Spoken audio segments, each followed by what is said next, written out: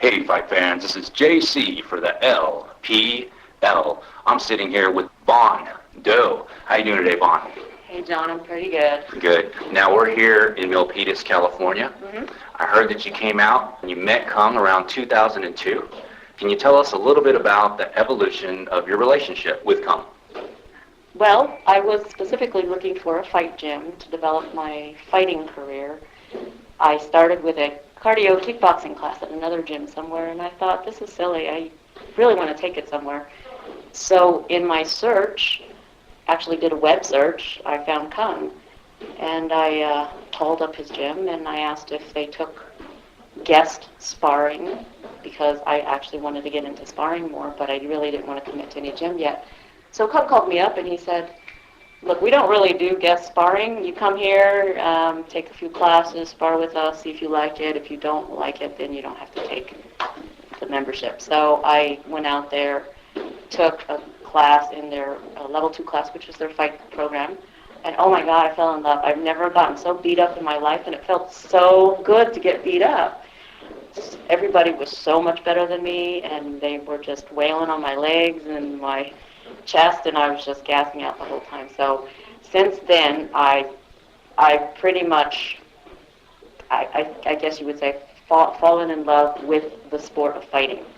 And I've been trying to develop my game and evolve as a fighter, just like Kung has. Only Kung's taken a little bit further because he's been in it longer than I have. But it's the same kind of bug that fighters get.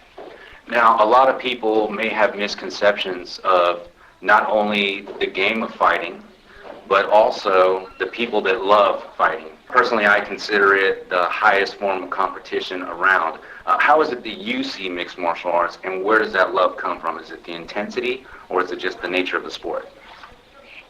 A lot of us would probably say intensity. If you think about why people do stuff like jump out of airplanes and jump off a bridge, the adrenaline at the time when you do that activity, it's like a rush. It is a rush when you're in it, and you try your best to get out of situations, and it's just a pure challenge of bettering yourself every time. With the adrenaline running through your body, it's just a fantastic feeling, and people get addicted to that. They really do. It's the thinking on your feet. It's all that happy stuff when you're in the ring. Even in sparring, it's fun. It's really something that fighters want to continue, and even when they think they want to retire, they keep thinking about it, and they keep thinking about that feeling, and they want to go back. And I would say that's what fighters tend to hang on to every time they think they're finished with it. They come back. Now, obviously, the bug had bitten you pretty hard because you went from just training to actually joining Kung's fight team and started competing in Sanshou competitions. Is that correct? That's correct. It's a funny story because at the time I was taking drumming classes, and I really couldn't decide whether I wanted to do drumming or kickboxing. Then after I started more and more kickboxing, I said to my drum teacher, dude, I have to go into fighting. I just want to try it, compete. I want an amateur record of 1-0, and that's it. I swear I'll come back. And then a couple of months later, after I started competing, it was funny. I went back to him. I said, dude, sorry. I'll see you. I'll see you in a few years. I got to do this. I just can't stop. I really have to do this. So. And obviously you did it very well. Your progression had actually taken you to the top of the game. Several medals, a couple of gold medals, and was it a K1 title, I believe? That's right. I went and fought in Vegas under K1, the big promotion, kickboxing promotion, probably the most well-known kickboxing event in the world. I was very, very proud to have fought on that card, and actually ecstatic that I won. So. That's right. K1 is a big organization. That is an accomplishment to be proud of. Tell us a little bit about the medals that you won in Sanshou. Yes, our team, USH team, has been known throughout the entire country as the best Sanshou team there is. So we would always go to these competitions, and we would always clean up at these competitions in Sanshou. So me being part of the team, obviously, I am just as good as everyone else. I started racking up medals as well, so it's a nice feeling to know that you're actually good in a discipline and well respected in that discipline as well. Absolutely. Respect is a huge factor in this game. Through the evolution of your training, not only you, but your other team members as well have evolved from Sanshou into MMA.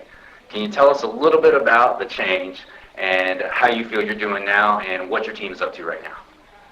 It was a wonderful switch. When Sanshou fights were being less and less offered and this new MMA thing was coming up, Coach Kung decided he was going to bring in Brazilian Jiu-Jitsu into the school.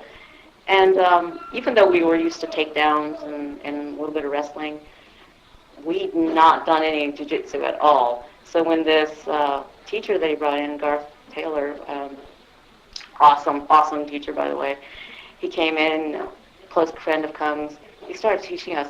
I was skeptical at first, but I was so hooked after the very first class, and I think most of us were hooked too, that we incorporated that into our training very, very easily. We adapted it, and of course, the takedowns we were so used to already. It just really added to our game, and MMA was just a natural thing for all of us.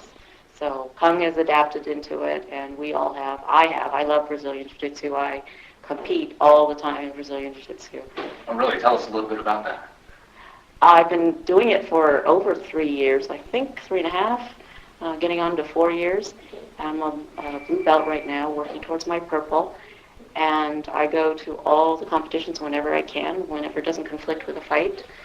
And usually I take first or second in these competitions, and I have one coming up on October 18th in Santa Cruz at the U.S. Open.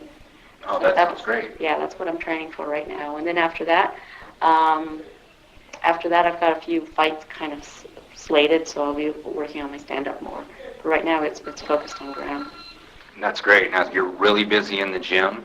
I also heard that you're busy outside of the gym. You run your own, is that web development company? It's internet services specifically for martial arts. Okay. So the space that I'm in is to provide anything internet to gyms, fighters, tournament promoters, anybody who needs the assistance of the internet to make their event, their opportunity, their business grow.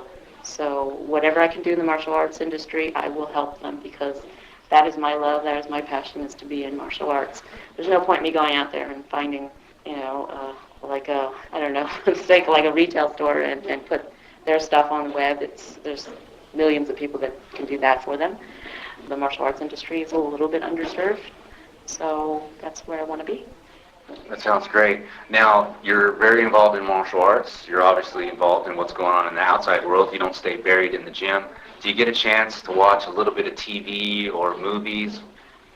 I watch movies once in a while when I can find a buddy to go watch it with me.